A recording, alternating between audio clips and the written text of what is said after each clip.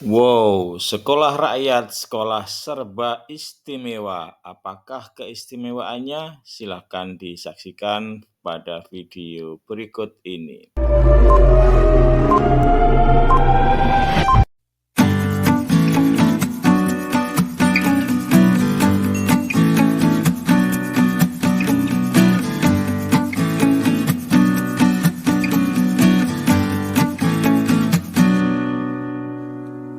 Assalamualaikum warahmatullahi wabarakatuh. Jumpa lagi dengan channel Sahabat Pembelajar.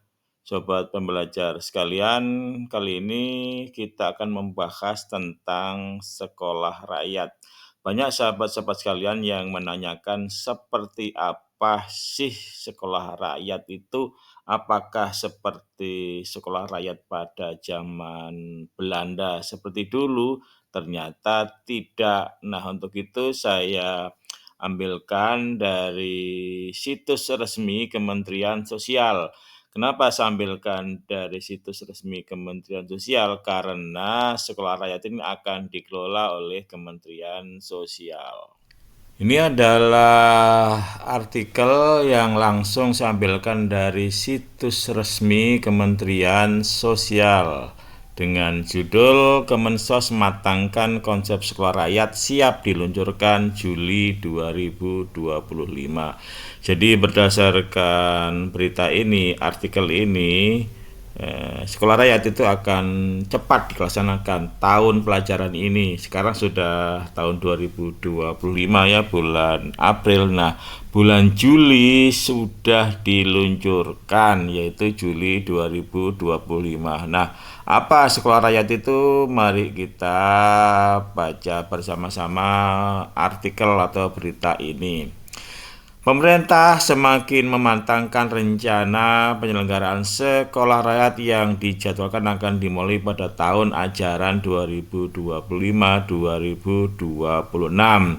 Dalam rapat yang dipimpin oleh Presiden Prabowo Subianto pada Senin 10 Maret 2025 di Istana Merdeka Jakarta. Jajaran Menteri Kabinet Merah Putih membahas berbagai aspek penting terkait program ini, termasuk lokasi, kurikulum, sarana prasarana, serta mekanisme penerimaan siswa. Menteri Sosial Saifullah Yusuf atau sering dipanggil Gus Ipul melaporkan bahwa hingga saat ini sudah terdapat 53 lokasi yang siap menyelenggarakan sekolah rakyat.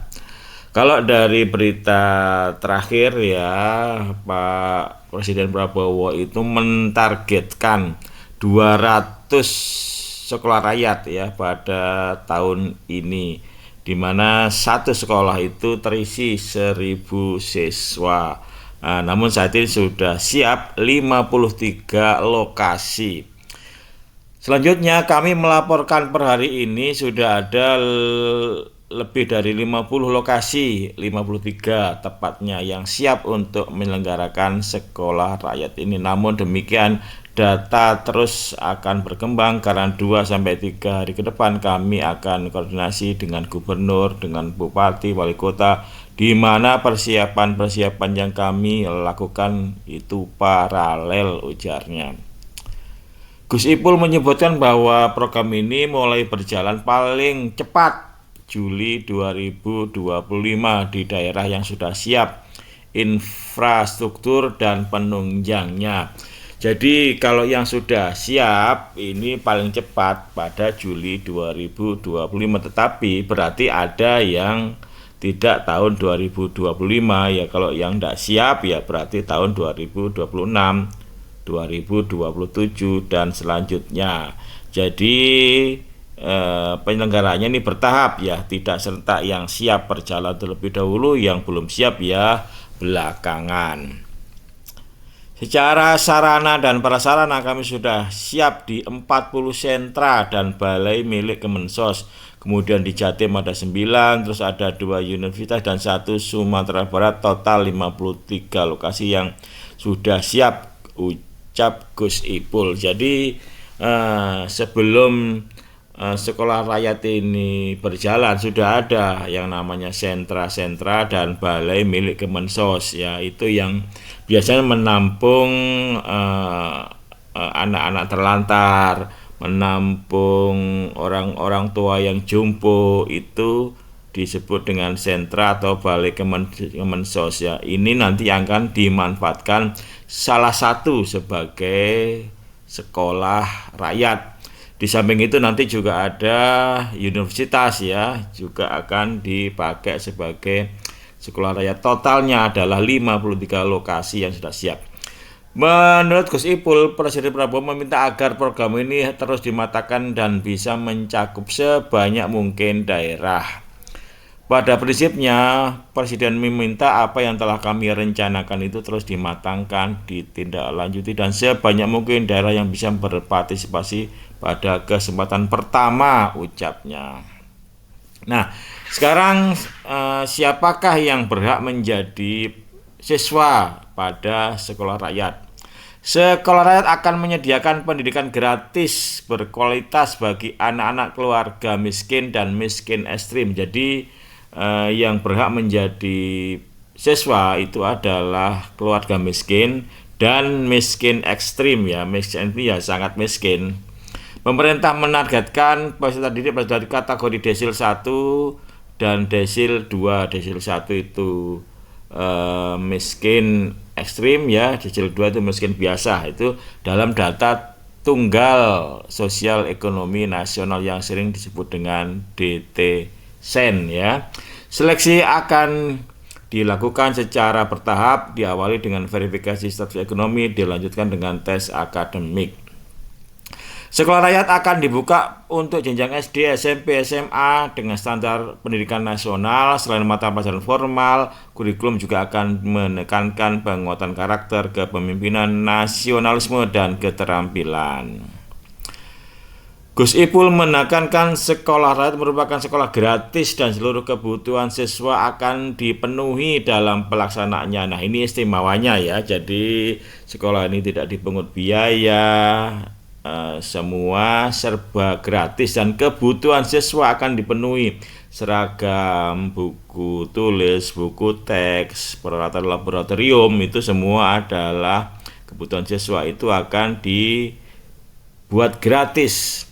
Sekolah gratis 100%, seragamnya, makan, semua gratis, dan asrama untuk tempat tinggal siswa. Jadi makan dan tempat tinggal ditanggung 100% gratis. Ia menambahkan program sekolah rakyat tersebut merupakan kolaborasi lintas kementerian atau lembaga dan pemerintah daerah. Nanti yang terlibat adalah Kementerian Sosial sebagai penyelenggara utama, nanti akan disupport oleh Kementerian Pendidikan Dasar dan Menengah dan juga daerah. Ini kerjasama, ini bersama Kemensos tidak sendirian, ujar Gus Ipul.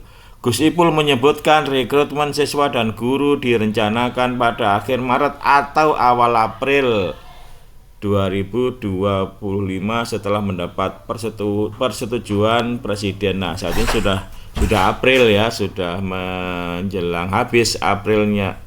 Ini sudah Maret ya, kemungkinan tidak Maret untuk melaksanakan seleksi, kemungkinan ya awal April ya, atau mungkin akhir April ya. Jika semua sudah berjalan sesuai rencana, pendaftaran akan dibuka 1 hingga 2 bulan ke depan, katanya.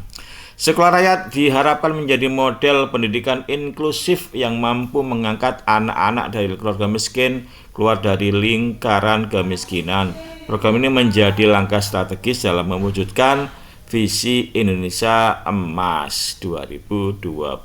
Jadi tujuan utama sekolah rakyat ini adalah untuk memutus rantai kemiskinan. Artinya anak-anak yang sekarang orang tuanya itu miskin, jangan sampai nanti anak-anak itu menjadi juga miskin ya. Jadi ketika bolehlah orang tuanya miskin, nanti anaknya tidak boleh miskin, cucunya juga tidak boleh miskin. Itu yang disebut dengan mengentaskan dari lingkaran kemiskinan atau memutus rantai kemiskinan. Cuma di sini ada kata-kata model pendidikan inklusif. Nah, menurut saya ini bukan malah inklusif, malah eksklusif ya. Kalau inklusif itu kan semua kategori, semua latar belakang itu jadi satu, itu namanya sekolah inklusif. Tapi kalau dipisah ya tersendiri itu namanya eksklusif ya, bukan inklusif. Oke, setelah itu saya ambilkan lagi berita terbaru juga dari Kementerian Sosial. Nah, ini juga ada berita terbaru ya, 19 Maret 2025. Kita coba baca ya. Sebanyak 198 lokasi telah diusulkan menjadi tempat pendirian sekolah rakyat. Jadi sudah ada 198 lokasi. Usulan ini berasal dari pemerintah daerah, perguruan tinggi, dan pihak swasta yang bersedia menyediakan lahan serta bangunan. Dari jumlah tersebut, 45 lokasi telah siap beroperasi tahun ini. Daerah mengusulkan baik berupa gedung yang perlu direvitalisasi atau disesuaikan dengan kebutuhan penyelenggaraan sekolah rakyat, atau yang kedua berupa tanah kosong minimal 5 atau 10 sampai 10 hektar, ujar Menteri Sosial Saifullah Yusuf. Jadi yang disiapkan bisa jadi gedung ya, gedung sudah ada tapi perlu direvitalisasi, atau berupa tanah kosong ya, minimal 5 hektar maksimal 10 hektar.